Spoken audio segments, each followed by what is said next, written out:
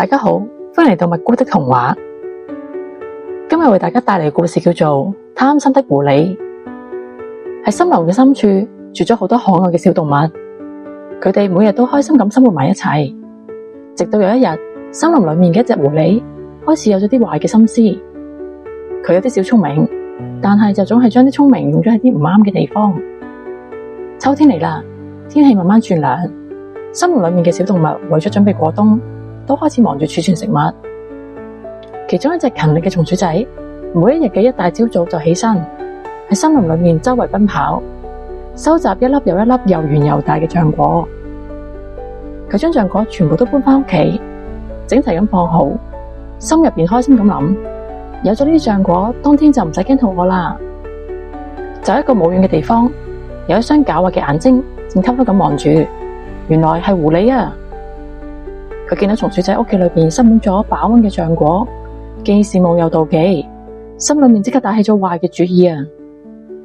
狐狸趁住松鼠仔出去揾食物嘅時候，偷偷咁入咗松鼠仔嘅屋企，將松鼠仔辛辛苦苦收集翻嚟嘅所有橡果，一粒都唔留咁，全部偷走晒啊！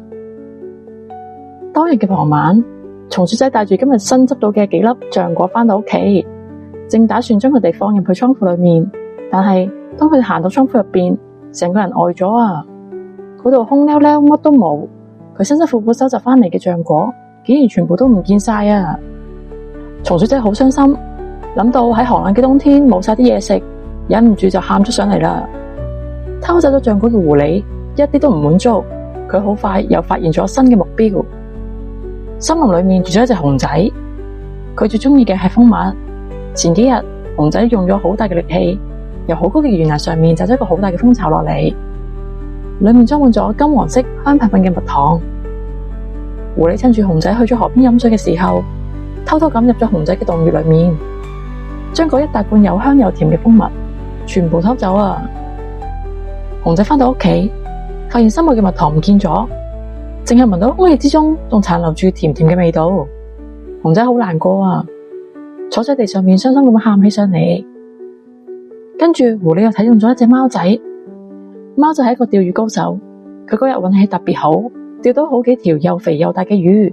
佢將魚帶返屋企，正準備要曬做魚乾，等到冬天嘅時候就可以慢慢食啦。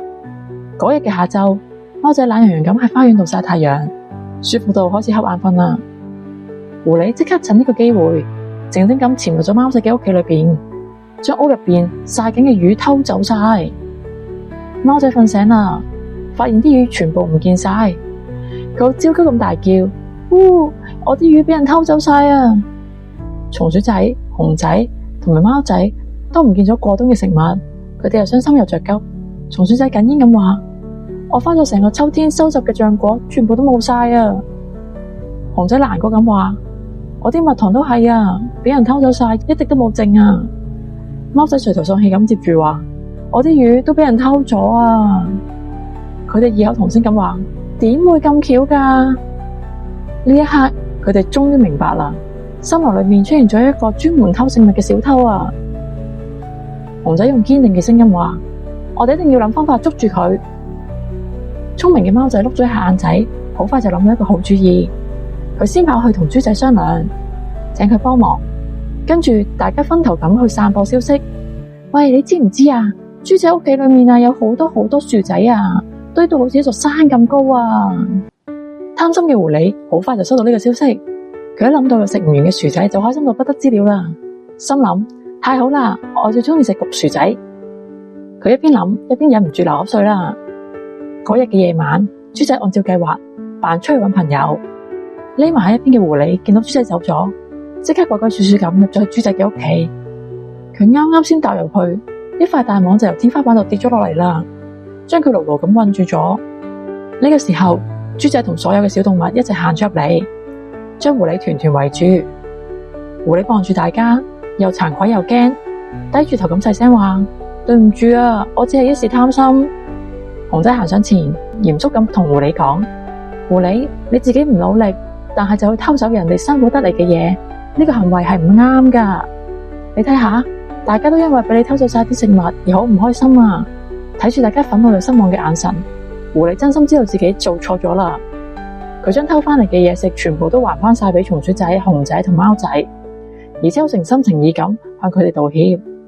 其他嘅小動物見到狐狸真心改過，都選擇原諒佢。佢哋同狐狸講：如果肚餓，可以同大家講，大家會好樂意分享，但係就唔可以用偷㗎。由嗰日開始，狐狸就改過自新，唔單止學識咗靠自己嘅努力去揾食物，仲學識將食物分享俾有需要嘅朋友。